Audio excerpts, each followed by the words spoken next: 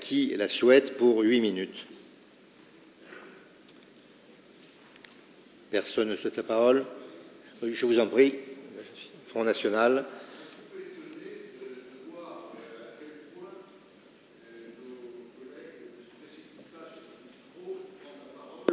Au sujet de cette motion. Ceci étant, le règlement intérieur vous donne le pouvoir, effectivement, d'inscrire une motion à n'importe quel endroit de l'ordre du jour. Vous l'avez inscrite en début de séance.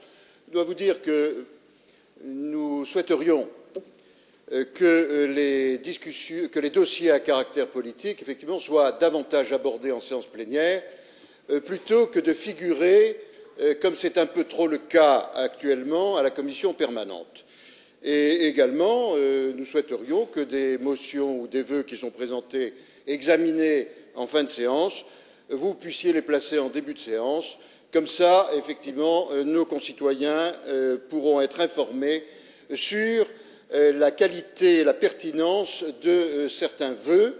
Je veux faire allusion à celui que vous présentez, vous et les partis de gauche, à propos des Tunisiens que vous voudriez accueillir. C'est un devoir moral pour vous. Et nous aurions eu effectivement intérêt à examiner ce vœu tout à fait en début de séance, car il nous aurait permis effectivement à chacun d'entre nous, à chacun des groupes, à se positionner vis-à-vis de phénomènes qui risquent effectivement de devenir dramatiques au niveau d'une certaine invasion et subversion. Alors, cette observation étant faite, je voudrais dénoncer le fait que les préfets ont installé des commissions départementales. On nous parle beaucoup de démocratie, on nous parle beaucoup de république, mais encore une fois, les élus du Front National, nous avons des conseillers municipaux, nous avons des conseillers régionaux, les élus du Front National n'ont pas été appelés à participer à ces commissions départementales. Ceci est tout à fait inadmissible et va nous conduire naturellement, Madame L, à ne pas participer à ce vote, car dans la mesure où nous ne connaissons pas les propositions qui ont été faites par le gouvernement, par le truchement, par la voix des préfets, nous ne pouvons pas prendre position. Nous vous rappellerons simplement certaines considérations qui nous tiennent à cœur dans ce domaine. Alors d'abord, la première observation, est-ce que cette nouvelle organisation territoriale qui va se mettre en place au niveau de l'intercommunalité ne va pas encore générer des doublons, des compétitions avec le futur conseiller territorial que nous allons devenir d'après la loi dès 2014? C'est la première question qui se pose et à laquelle nous n'avons pas de réponse. La deuxième observation, c'est que sous prétexte de simplification administrative pour éviter l'enchevêtrement des compétences des organismes intercommunaux et des financements croisés, le gouvernement va généraliser en quelque sorte une pratique qui ne correspond pas du tout à la tradition française. Je rappelle que les municipalités existaient sous l'Ancien Régime et qu'elles constituaient un contre-pouvoir vis-à-vis du seigneur ou du féodal en place.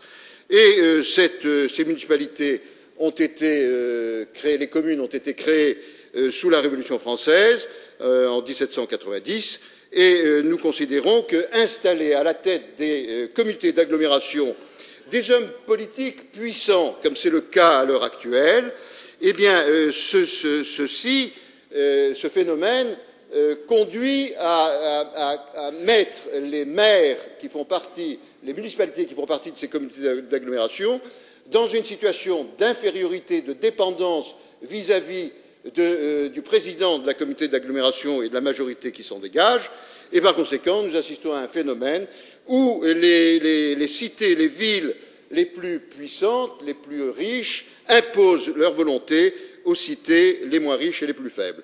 Ce système, comme l'a dit d'ailleurs Madame L dans son rapport, conduit à instaurer dans notre pays, ce qui est un comble quand même, une espèce de féodalisme, de féodalité. On va installer de grands féodaux dans notre République.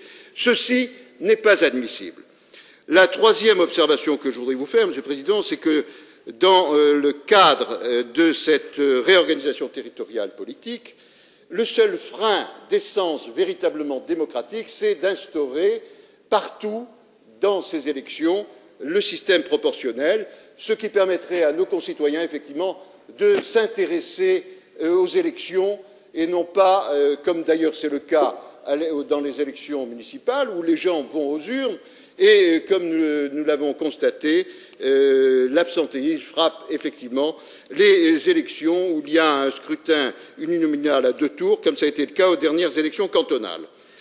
Je voudrais également vous faire part de ce que, si le vœu présenté, la motion, plus du moins présentée par Madame L aboutit, et si effectivement le gouvernement répond à vos attentes et organise une véritable concertation, nous souhaiterions naturellement faire entendre notre voix, avoir toute notre place pour rappeler quelles sont les positions fondamentales du Front national en matière d'organisation territoriale.